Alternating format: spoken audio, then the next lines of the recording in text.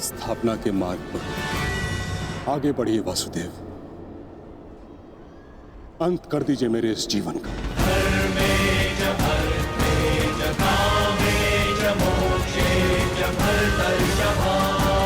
मैं स्वयं को आपको समर्पित करता हूं।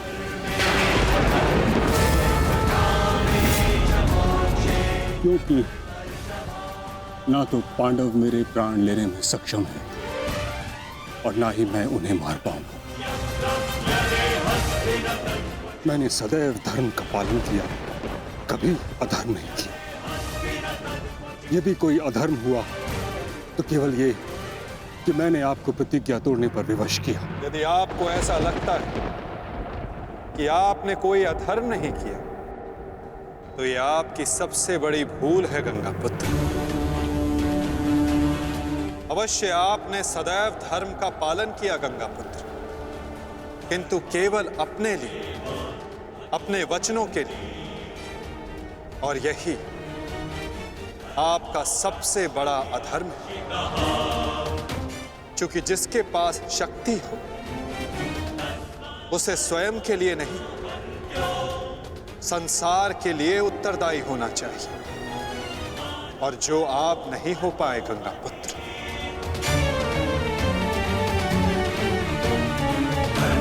और आपका तथाकथित धर्म ही आपका अज्ञान, आपका सबसे बड़ा शत्रु और अधर्म बन गया। किंतु वासुदेव, मैंने तो सदैव वही किया जो मेरी अंतरात्मा ने कहा। तो क्या इस धर्म युद्ध में अधर्म के पक्ष से लड़ने की अनुमति भी आपको आपकी अंतरात्मा ने दी गंगापुत्र? भरी सभा में द्यूत में होते छल को देख मौन रहने की अनुमति क्या आपको आपकी अंतरात्मा ने दी थी गंगापुत्र? कुल वधू का वस्त्र हरण होते समय शस्त्र उठाने के लिए क्या आपको आपकी अंतरात्मा ने रोका था गंगापुत्र? हस्तिनापुर की सुरक्षा के लिए आपने इतिहास की सबसे भीषण प्रतिज्ञा ली गंगापुत्र, परंतु आप हस्तिनापुर का अर्थ ही अनुचित समझ बैठे। आपने सिंहासन को हस्तिनापुर समझ लिया। और देखिए, उसी भूल का, उसी अधर्म का परिणाम है ये महाविनाश गंगापुत्र। आपने हस्तिनापुर के सिंहासन का त्याग नहीं, आपने संसार के प्रति अपने कर्तव्यों का त्याग किया था गंगापुत्र। और यही आपका सबसे बड़ा अधर्म था।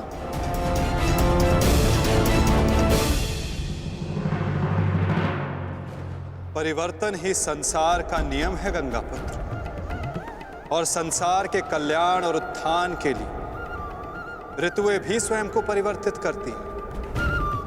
परंतु आपने परिवर्तन को नहीं स्वीकारा। जो स्थिर हो जाए वो मनुष्य नहीं, पाषाण है। और जो अपने विचार को कभी बदले नहीं, वो मानवता का शमशान है गंगापुत्र।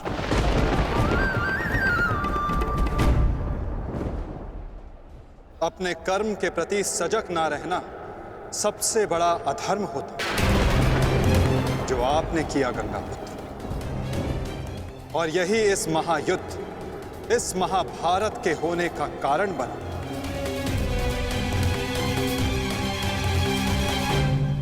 प्रभु, मेरा मार्ग दर्शन कीजिए।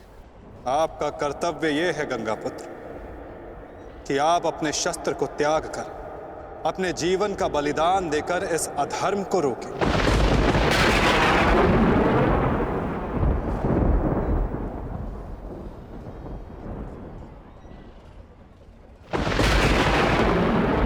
ठीक कहा वासुदेव। कदाचित मेरा अंत ही इस समस्या का समाधान है। आज जबकि मुझे अपनी भूल का भान हो गया है, मैं अपना प्रारब्ध स्वीकार करने के लिए तैयार हूं।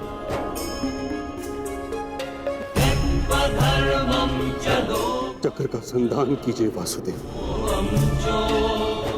और मुझे मृत्यु का सौभाग्य देने की कृपा कीजिए।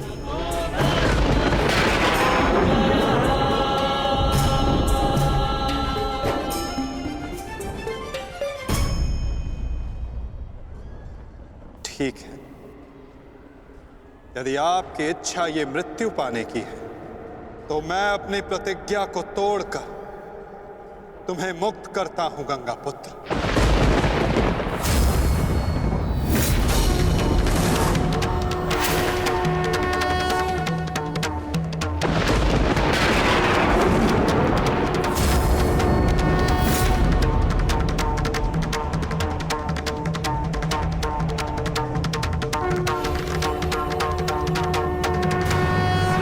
नहीं माधव, आपने इस धर्म युद्ध का बीड़ा उठाया है, वचन तोड़कर उसे कलंकित मत कीजिए। मैं नहीं चाहता कि आप पर कोई उंगली उठे। नहीं पार्थ, मेरी प्रतिज्ञा टूटने की अपेक्षा से अधिक महत्वपूर्ण धर्म की स्थापना है।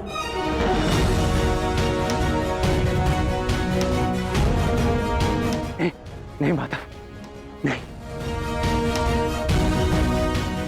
आपने ही भारभृग को वीर गति दी है माधव, ताकि इस युद्ध से जुड़ी प्रतिज्ञाएं, वचन और प्रारब्ध भंग ना हो सके। तो क्या अब स्वयं इसे तोड़ देंगे?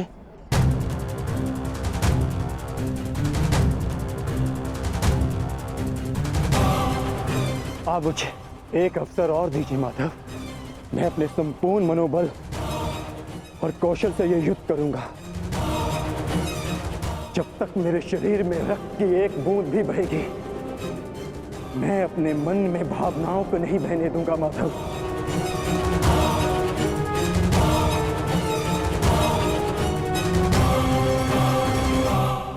मैं पितामह का अंत करूंगा, अंत करूंगा, अंत करूंगा, अंत करूंगा।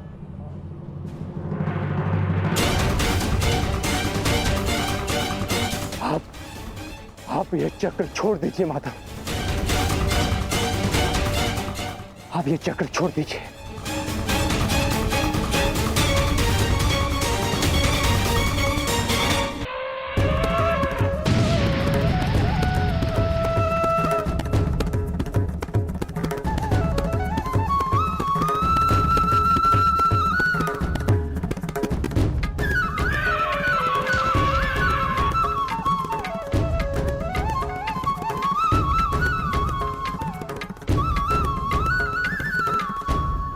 उठो पार्थ।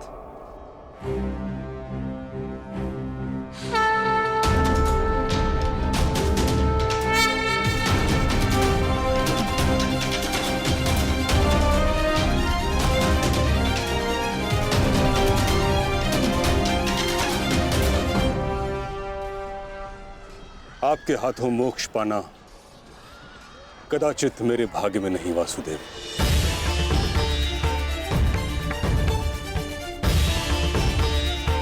नहीं गंगा पुत्र, आपका वध करना मेरा प्रारब्ध ही नहीं था, अर्जुन का प्रारब्ध है। और मैंने ये चक्र संधान केवल इसलिए किया ताकि मैं अर्जुन को दिखा सकूं कि आपका भी वध करना असंभव नहीं।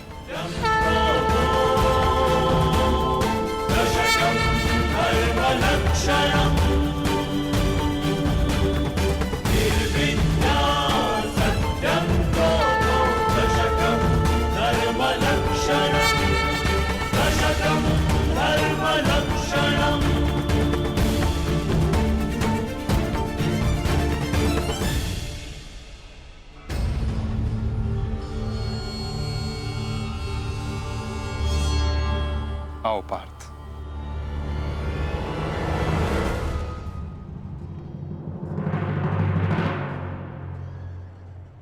पुत्र अर्जुन,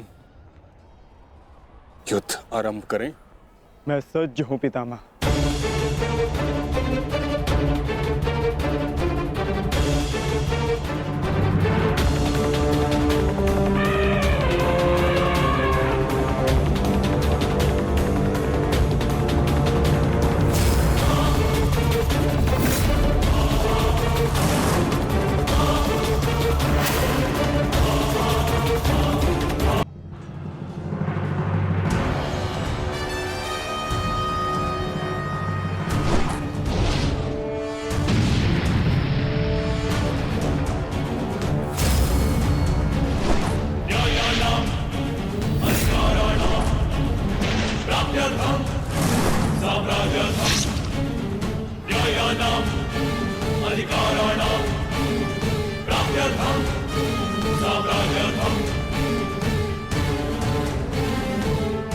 अद्भुत पुत्र अर्जुन, कर्म पथ पर तुम्हें भावनाओं से ऊपर उठते हुए देख प्रसन्नता हुई।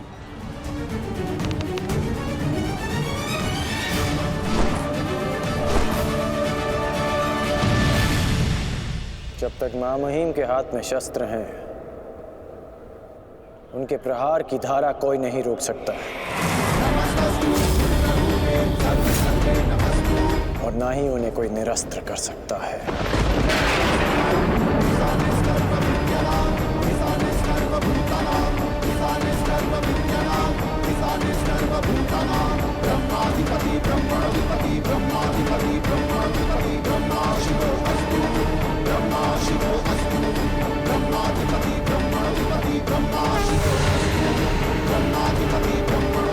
तुम्हारी तपस्या सफल हो गई बालिका।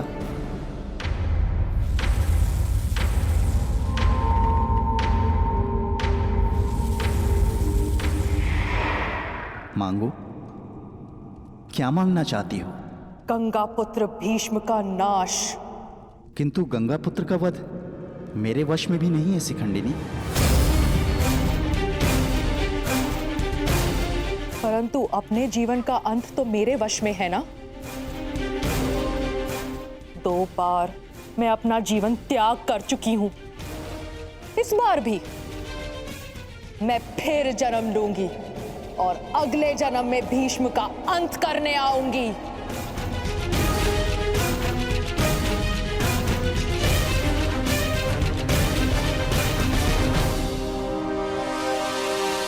रुको बालिका, तुमने इतनी कठोर तपस्या की है, हमें बताओ तुम्हारी समस्या क्या है? समस्या ये है यक्षराज कि मैं भीष्म का वध अपने हाथों से करना चाहती हूँ, किंतु मैं स्त्री हूं, इसलिए उस पाखंडी ने मुझे युद्ध में सम्मिलित होने से रोक दिया। मैं तुम्हें भीष्म की मृत्यु का वरदान तो नहीं दे सकता, किंतु कुछ ऐसा अवश्य कर सकता हूं जिससे तुम अपना लक्ष्य पा सको, किंतु एक बंधन रहेगा। मेरे लिए केवल भीष्म की मृत्यु महत्व रखती है और कुछ नहीं। हाँ कहने से पूर्व मेरी पूरी बात सुनो बालिका, उसके पश्चात निर्णय लेना।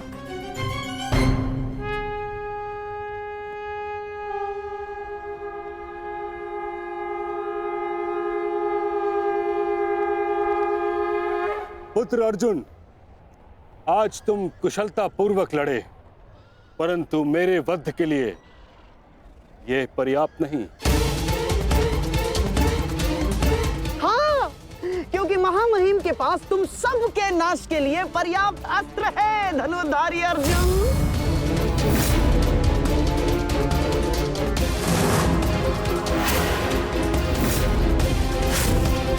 शीघ्र तुम सब इस संसार का त्याग करोगे और आप वासुदेव, आप तो इन सब के मार्गदर्शक है ना, तो बताइए आपके पास महामहिम के कौशल का कोई तोड़ है?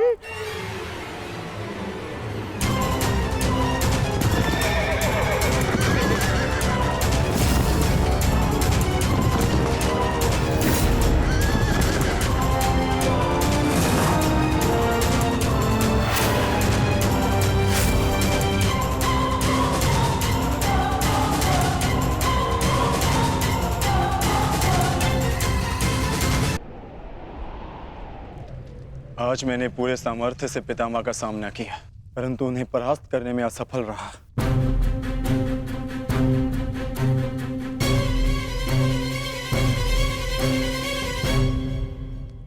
हर योद्धा के उत्तर के लिए कोई ना कोई और योद्धा होता है।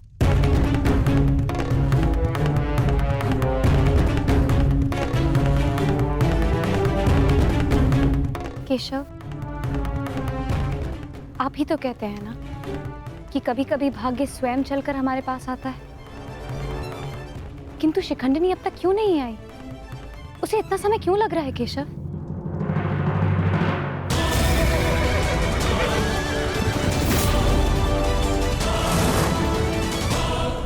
उन्हीं की प्रतीक्षा कर रहे हैं पांचाली। ये शिखंडिनी अपनी तपस्या में असफल हुई तो पितामह हमारी सेना का अंत कर देंगे और हमारे पास केवल और केवल 2 अक्षणीय सेना शेष है। अरे तो क्या करें? कुछ तो करना ही होगा, अन्यथा हम इस युद्ध में पराजित हो जाएंगे।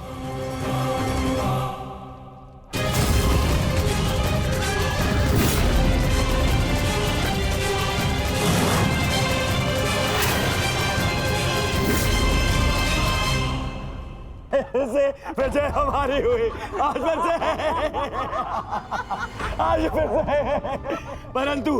परंतु सबसे अधिक प्रसन्नता मुझे तब होती है जब वो धनुर्धारी अर्जुन के मुख पर मैं भय देखता हूँ। केवल 2 अक्षुणी सेना शेष बची है उन पांडवों के पास और शीघ्र ही वो 2 अक्षुणी सेना भी समाप्त हो जाएगी। अंत हो जाएगा उनकी सेना का और उन पांडवों का। अवश्य अंत होगा, नाश होगा, क्यों नहीं होगा? परंतु खेद है अंगराज, आप इस युद्ध में लड़ नहीं पाएंगे क्योंकि महामहिम जिस वेग से पांडवों की सेना को नष्ट कर रहे हैं उससे तो ऐसा प्रतीत होता है कि ये युद्ध कल ही समाप्त हो जाएगा। गांधार नरेश, युद्ध अभी तक समाप्त नहीं हुआ है। मैंने आप सबसे पहले भी कहा था कि विजय से पूर्व उत्सव मनाना उचित नहीं है।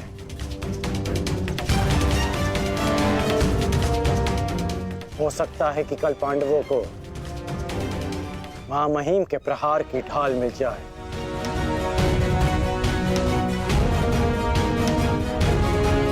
इस युद्ध में कुछ भी संभव है।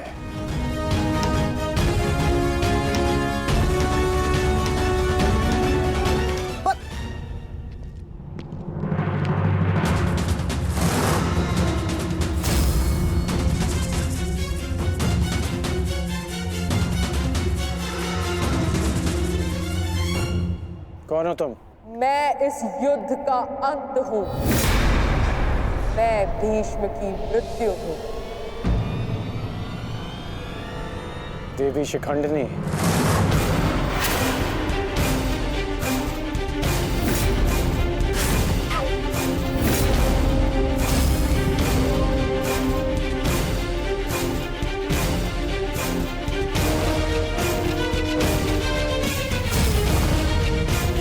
देवी नहीं देव, स्त्री नहीं पुरुष, शिखंडिनी नहीं।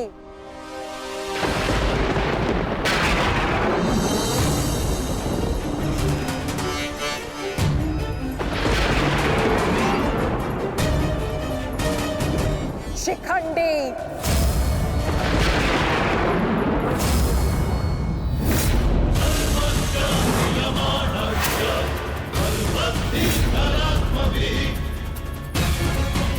ये मैं हूं और कल मेरे उस वचन की पूर्ति होगी जो मैंने पांचाल युद्ध में तुम्हें दिया था अंगराज। एक दिन ऐसा आएगा अंगराज जब भीष्म मेरे सामने खड़ा होगा और वहां ना तुम उसकी रक्षा कर सकोगे ना तुम्हारा ब्रह्मास्त्र। स्मरण रखना, एक महायुद्ध होगा, महाविनाश होगा और उस विनाश को तुम भी नहीं रोक पाओगे।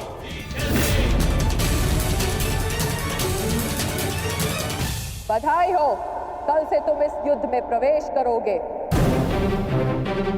कल कुरुक्षेत्र एक योद्धा को विदा करेगा और दूसरे योद्धा का स्वागत।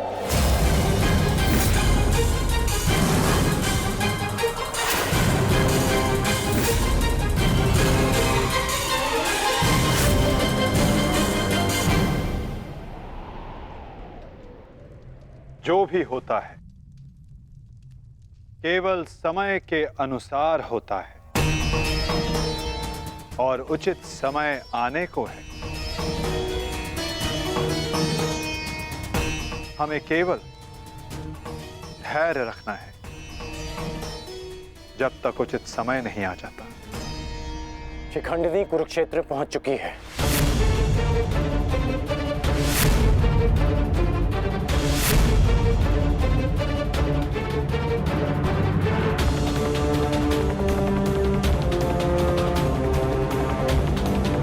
शिखंडिनी के आगमन में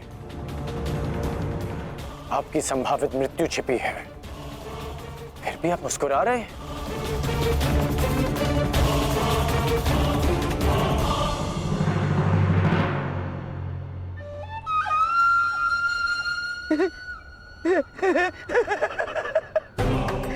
अब समझ आया महामहिम कि आप मुस्कुरा क्यों रहे हैं। युद्ध के नियमानुसार शिखंडिनी युद्ध में भाग ले ही नहीं सकती, क्योंकि वो एक स्त्री है। नहीं, वो स्त्री नहीं पुरुष है। शिखंडिनी नहीं शिखंडी है। वो स्त्री से पुरुष में परिवर्तित हो चुकी है और कल वो युद्ध में प्रस्तुत होगा और उसका एक ही उद्देश्य है, मां महिम का वध।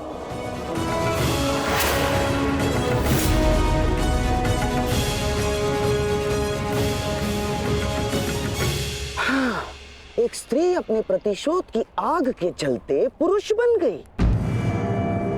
अद्भुत। भला ये कैसे संभव हुआ? कैसे हुआ वो छोड़िए मामाश्री, अब ये बताइए कि करना क्या है।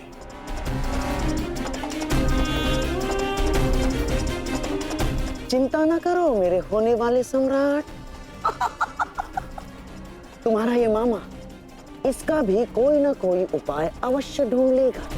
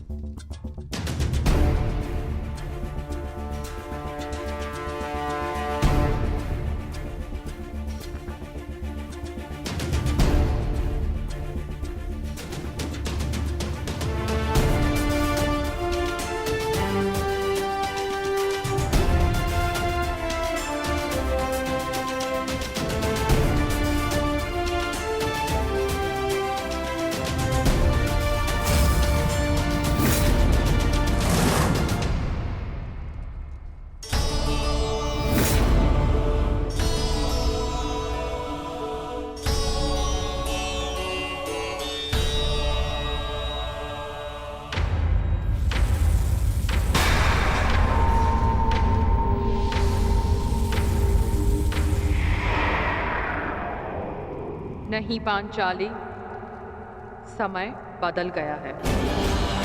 तुम्हारे समक्ष शिखंडिनी नहीं शिखंडी है। एक पुरुष, एक पुरुष, एक पुरुष।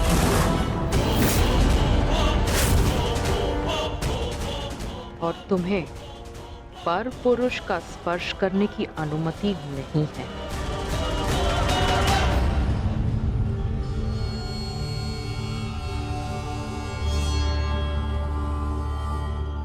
जब हमें सबसे अधिक आपकी आवश्यकता है, आप हमारे समक्ष प्रस्तुत हैं।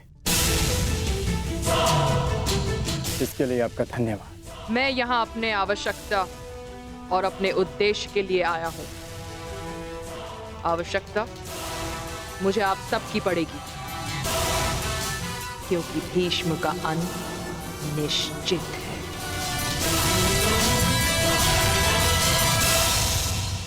ये मेरा वचन है, हम आपका पूर्ण रूप से समर्थन करेंगे, फिर चाहे कुछ भी हो जाए। युद्ध भूमि में हम आपके साथ खड़े रहेंगे और अंत तक युद्ध करेंगे। हमें ये कार्य कल ही संपन्न करना होगा, क्योंकि मेरे पास मेरे जीवन का लक्ष्य पूर्ण करने के लिए केवल एक ही दिन है।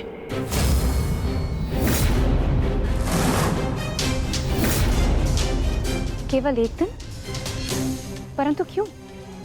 तुम्हारी समस्या ये है कि तुम एक स्त्री हो, जिस कारण तुम भीष्म से द्वंद्व नहीं कर सकती। मैं तुम्हें पुरुष बनने का वरदान देता हूं, ताकि तुम भीष्म को परास्त कर सको। किंतु स्मरण रहे कि ये वरदान केवल 8 प्रहर अर्थात एक दिन के लिए रहेगा। हमारे शत्रुओं को इसका भान नहीं होना चाहिए कि शिखंडिनी केवल एक दिन के लिए पुरुष है।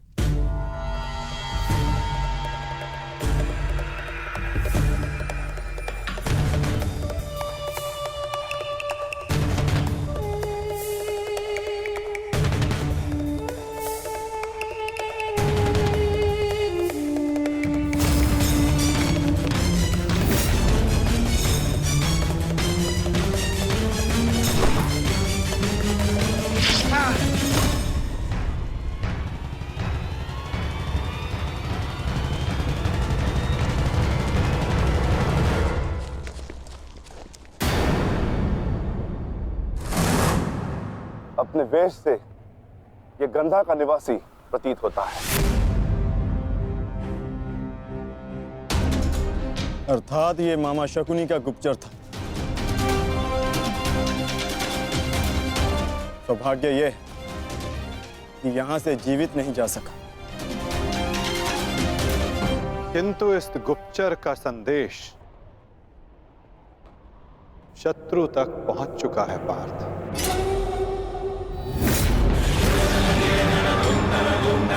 केवल 8 प्रहर, केवल 8। उसके पश्चात ना उस शिखंडी का कोई अस्तित्व रहेगा और ना ही भीष्म पितामह कोई संकट होगा।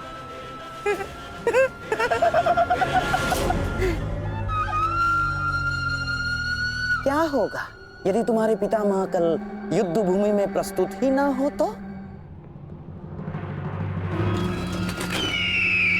उत्तम विचार मामाश्री। मैं एक योद्धा हूं और मृत्यु के भय से छुपूंगा नहीं।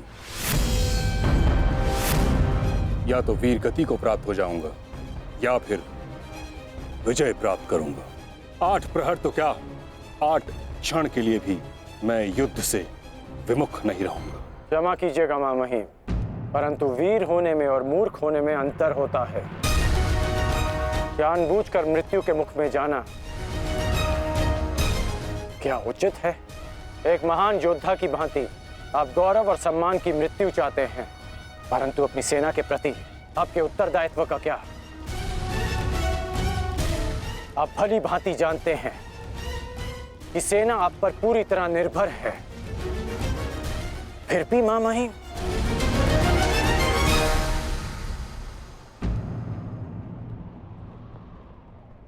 अंगराज ठीक कह रहे पितामह।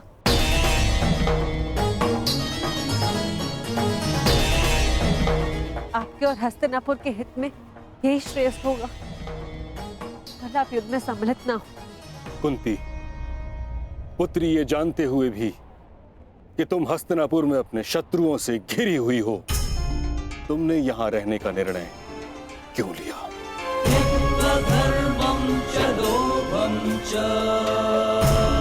क्योंकि हम सब कर्तव्यबद्ध हैं। मैं भी अपने कर्तव्य का पालन कर रहा हूं। यह मेरा अंतिम निर्णय है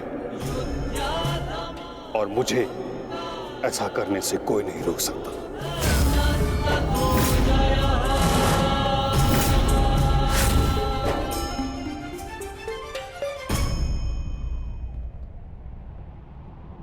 मित्र, चाहे कुछ भी हो जाए, कल तुम्हें पितामह की रक्षा करनी होगी।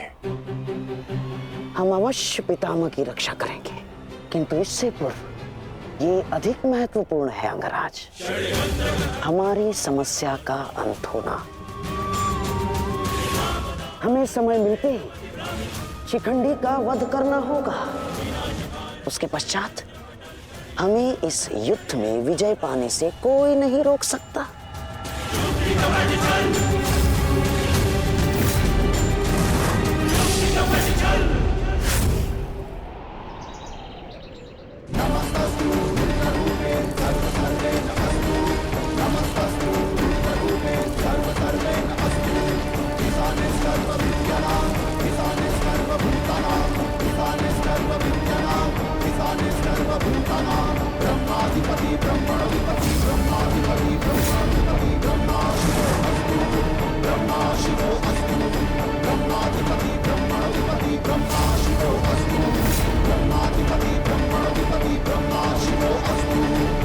मां महिम, गंगा पुत्र, आप ऐसा क्यों कर रहे हैं? मैं केवल अपने धर्म का पालन कर रहा हूं। मैंने सदैव यही किया है। युद्ध भूमि में पूर्ण सहयोग दूंगा और यदि इस युद्ध भूमि में मेरा अंत हो गया तो मुझे इस बात का गर्व होगा कि एक योद्धा का अंत रणभूमि में होगा। मैं आपसे विनती करता हूं, रुक जाइए। ऐसा मत कीजिए मां महिम, आप इसका परिणाम जानते हैं। रुक जाइए मां महिम। आपको वचन देने के कारण मैं 9 दिनों तक रणभूमि से दूर रहा, क्योंकि मुझे लगता था कि आप जो भी निर्णय लेंगे वो हस्तिनापुर और हमारी सेना के हित में होगा। विश्वास था कि आपके होते हुए हम ये युद्ध नहीं हार सकते। फिर क्यों आप ऐसा कर रहे हैं? एक कौरव भरे अंत के लिए आप पूरी कौरव सेना का संहार नहीं कर सकते। क्या इसलिए आपने सूत पुत्र को युद्ध भूमि से दूर रखा? यदि तुम्हें ऐसा लगता है तो ठीक है। सूत पुत्र कर्ण,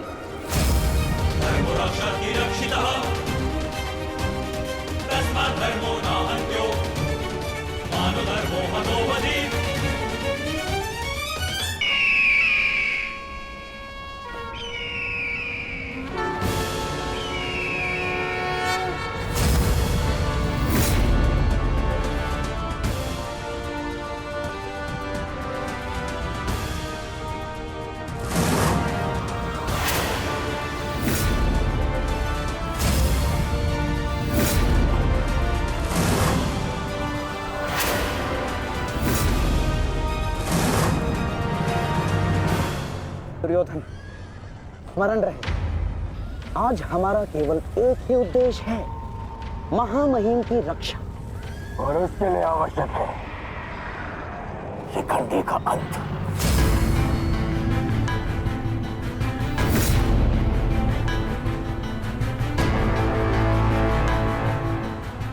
आज मैं शिखंडिनी का कवच बनकर उनकी रक्षा करूंगा। चाहे कुछ भी हो जाए, हमें शिखंडिनी को पितामह तक पहुंचाना ही होगा। स्मरण रखना पार्थ, किसी के जीवन का उद्देश्य पूर्ण करने में उसकी सहायता करने से अधिक पुण्य और आनंद किसी और कार्य में नहीं आता। और मुझे पूर्ण विश्वास है कि तुम पूर्ण रूप से अपना कार्य पूरा करोगे पार्थ।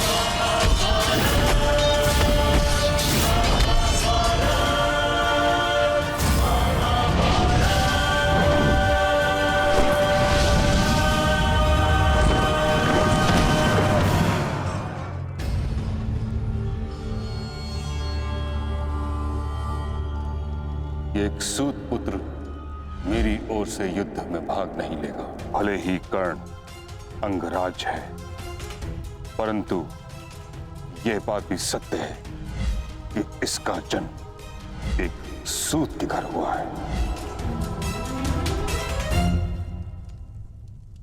पुत्र,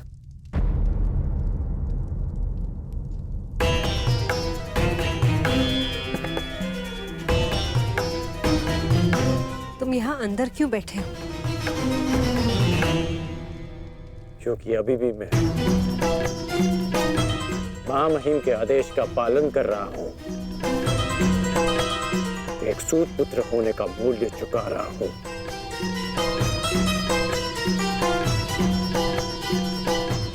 अर्थात तुम पितामह को अभी भी नहीं समझ पाए कर्णपुत्र। उन्होंने तुम्हें युद्ध में भाग लेने से इसलिए नहीं रोका क्योंकि तुम एक सूत पुत्र हो, इसलिए रोका क्योंकि वो जानते हैं कि तुम मेरे पुत्र हो।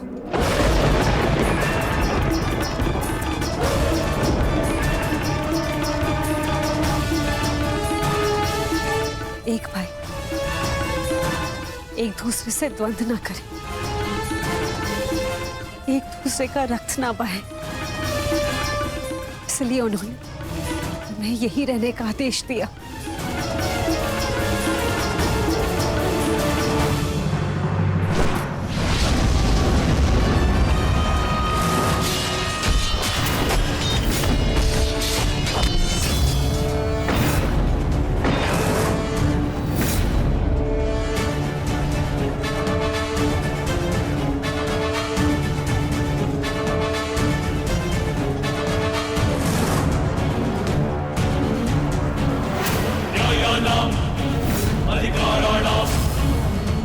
दुर्योधन, ये रहा हमारा आखेट।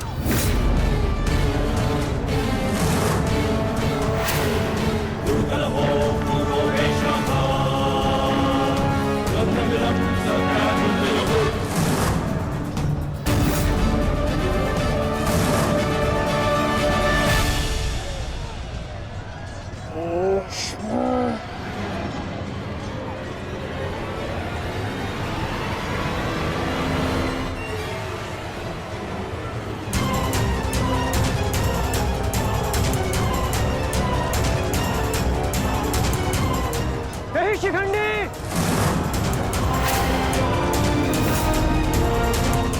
शिखंडी रुक जाओ।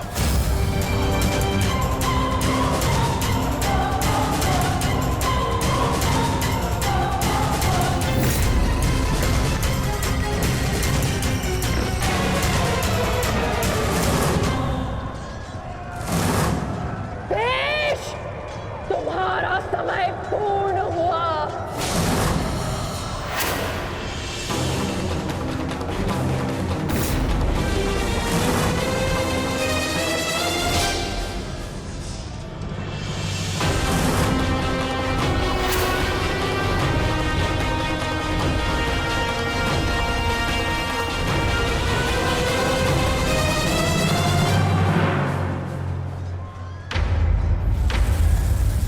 रूप बदला है परंतु युद्ध कौशल का स्वरूप नहीं बदला तुम्हारा। अब देखना यह है कि पुरुष बनकर कुछ पौरुष बचा भी है या नहीं। पुरुष के भांति लड़ सकते हो या नहीं। माधव, हमें शीघ्र अतिशीघ्र शिखंडी तक पहुंचना होगा।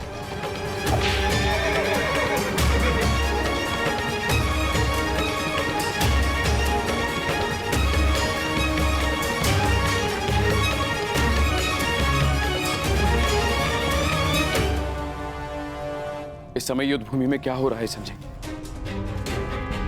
क्या शिखंडी ताक्षरी तक पहुंच गया है?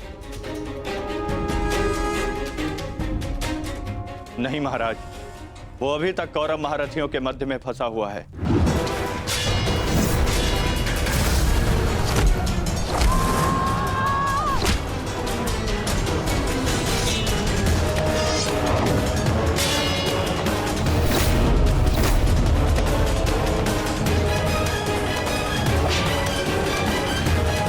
शिखंडी है कहाँ? कितना समझाया था फिर भी ये न्यू तोड़कर कहाँ चला गया शिखंडी?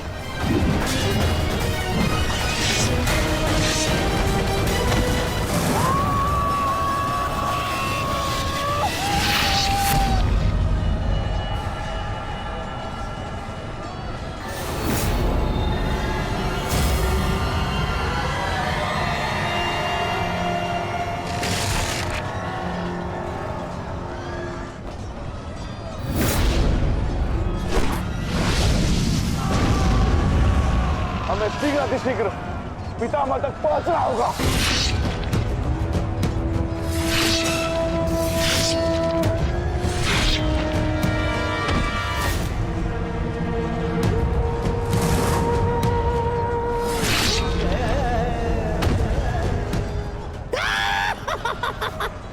पितामह की सबसे बड़ी बाधा का अंत हुआ।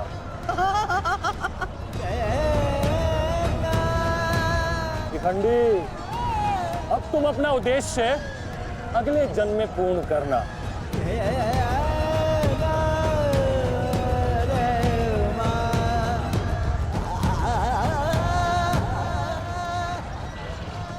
आधा दिन बीत चुका है माधव, किंतु शिखंडी कहीं नहीं दिख रहा। हम कौरवों के मध्य में खड़े हैं माधव, अब हम क्या करें? तुम शिखंडी की चिंता मत करो पार्थ। शिखंडी केवल पितामह को शस्त्र त्यागने पर विवश करेंगे। वास्तविक कार्य तो तुम पांचों भाइयों का है पार्थ।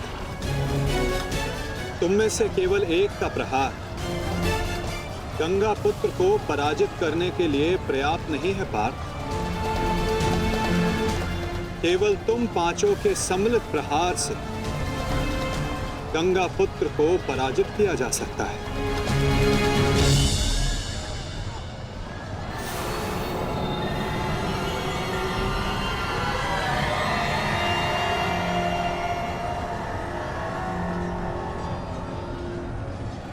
आओ पुत्रों, मैं तुम्हारी ही प्रतीक्षा कर रहा था।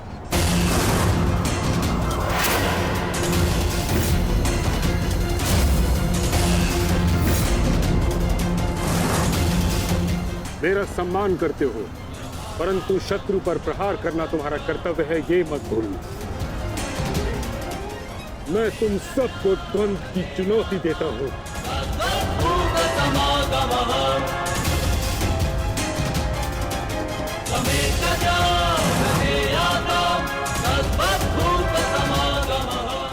तुम पांचों मिलकर मेरा अंत कर सकते हो।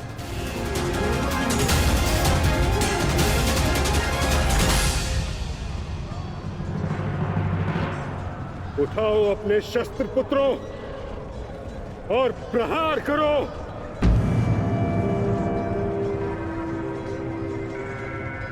यह तुम्हारे पितामह का आदेश है।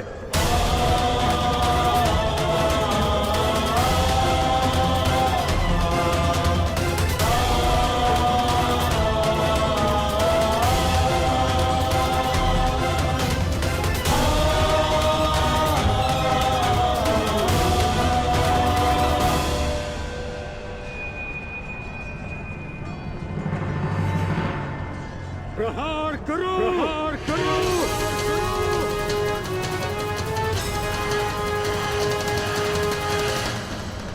सैव धर्मः सोधर्मः देशकाले प्रतिष्ठितः अदानः हिंसा धर्मो यावत्तिकः स्थितः अदानः हिंसा धर्मो यावत्तिकः स्थितः।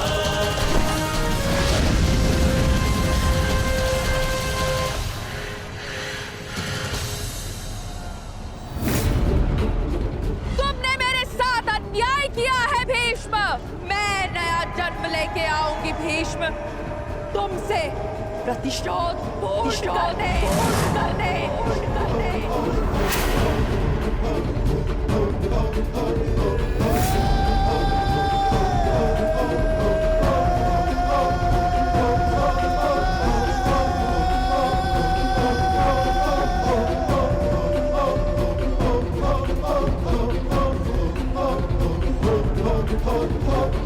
भीष्म की मृत्यु से पहले मैं खुद की मृत्यु को हावी नहीं होने दे सकता।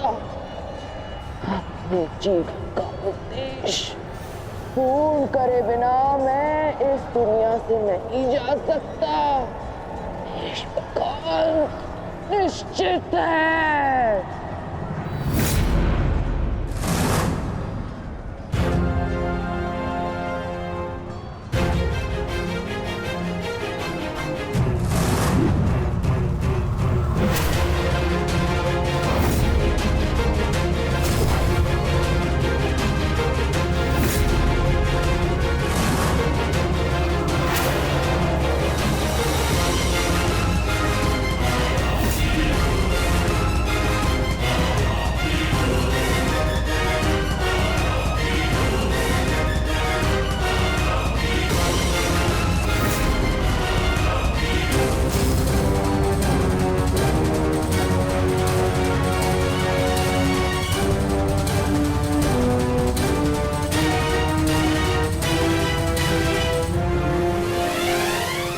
करो पुत्रों।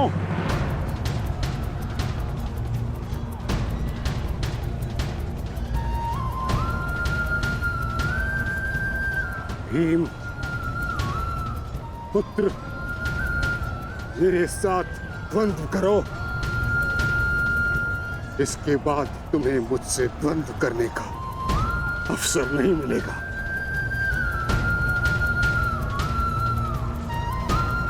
स्वयं को महायोद्धा सिद्ध करो।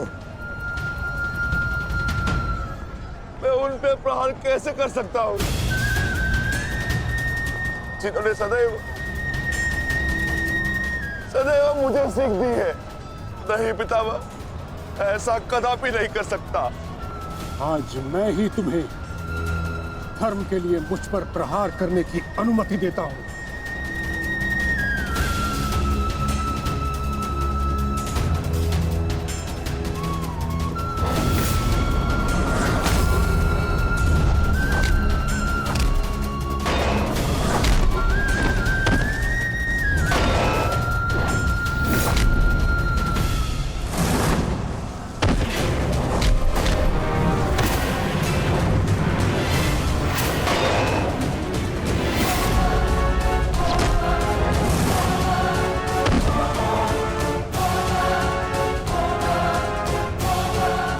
प्रहार करो पुत्रों, हार मत मानो।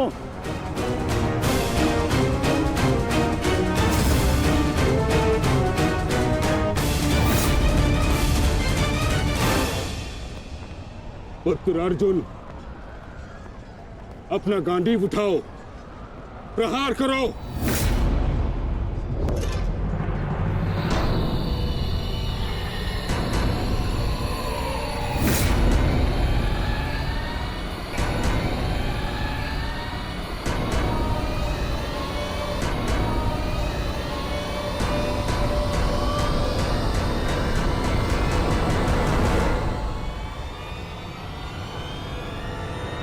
मेरा वचन है अंबा देवी, जब भी तुम मेरा काल बन के मेरे सामने आओगी, मैं तुम्हारे समक्ष अपने शस्त्र अपने त्याग दूंगा, अपने त्याग दूंगा, अपने त्याग दूंगा, त्याग दूंगा।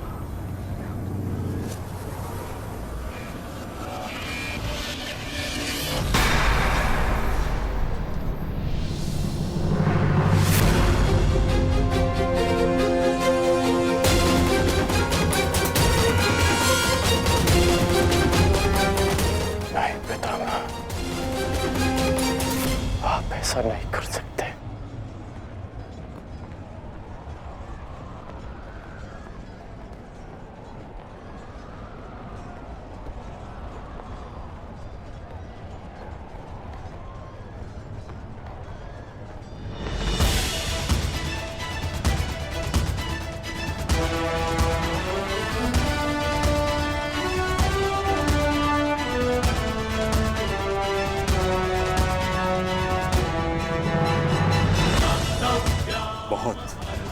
विलंब कर दिया आपने आने में अंबा देवी। कितने वर्षों से मैं आपकी प्रतीक्षा कर रहा हूं, अब और प्रतीक्षा नहीं होती।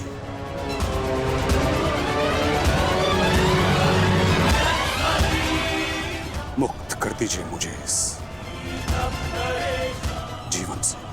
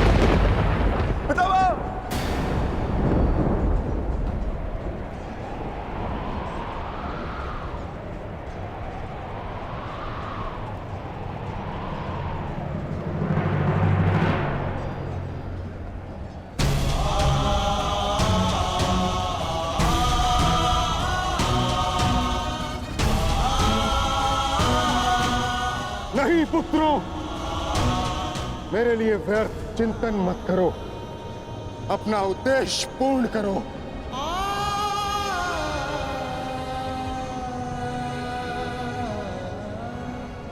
कर्म करो, प्रहार करो।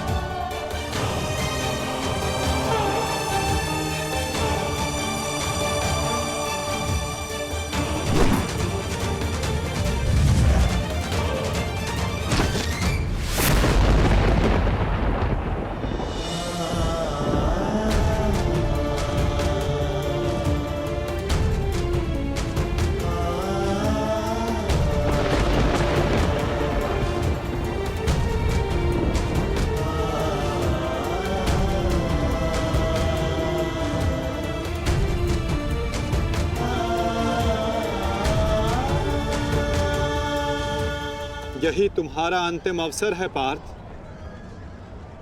पितामह को इस पीड़ा से मुक्त करो पार्थ।